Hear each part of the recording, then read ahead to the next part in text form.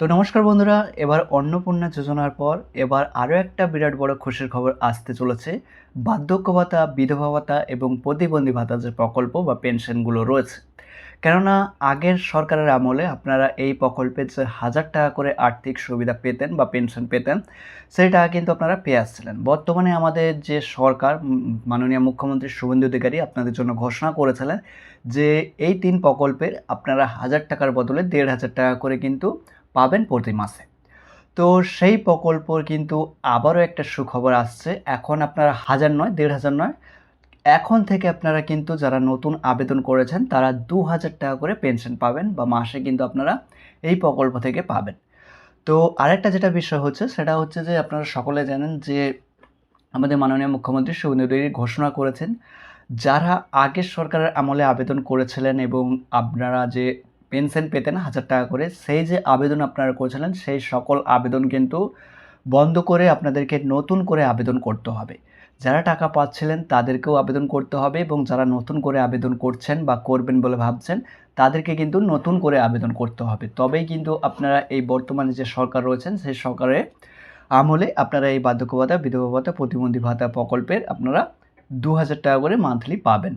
তো যারা আগে অনেকেই মনে আবার প্রশ্ন আসতে পারে যে যারা আগে আবেদন করেছেন তাদের আবেদনগুলো কী হবে? জনকল্যাণ শিবির যে ক্যাম্প হয়েছিল ওই ক্যাম্পেও কিন্তু অনেকে যে নতুন করে আবেদন বার্ধক্য ভাতা, বিধবা ভাতা বা প্রতিবন্ধী ভাতা অনেকেই কিন্তু নতুন করে আবেদন করেছেন এবং তাদের আবেদন কিন্তু তাদের যাচাই করার পর যদি যোগ্য হন অবশ্যই আপনারা এই প্রকল্প থেকে বা এই পেনশন যোজনা থেকে আপনারা ২,০০০ টাকা করে মাসে পাবেন এবং যারা ফর্ম ফিল আপ করেনি জনকল্যাণ শিবিরে তো তাদেরকেও কিন্তু ফর্ম ফিল আপ করতে হবে। এবার আপনারা কোথায় করবেন? আপনারা পৌরসভা বা আপনাদের যে গ্রাম পঞ্চায়েত রয়েছে ওখানে যোগাযোগ করলে আপনারা কিন্তু ওখানে ফর্ম ফিল আপ করতে হবে। বাধ্যতামূলক কিন্তু আপনাদেরকে ফর্ম ফিল আপ করতেই হবে যদি আপনি এই প্রকল্পগুলো বা পেনশন যোজনা থেকে আপনি পেনশন নিতে চান। তো অবশ্যই আপনাদেরকে আবার নতুন করে ফর্ম ফিল আপ করে আপনাদেরকে জমা করতে হবে এবং ভেরিফিকেশন হওয়ার পরে কিন্তু আপনারা এখান থেকে ২,০০০ টাকা করে পাবেন এবং অনেকেই কিন্তু আগের মাসে ১,০০০ টাকা করে পেয়েছেন।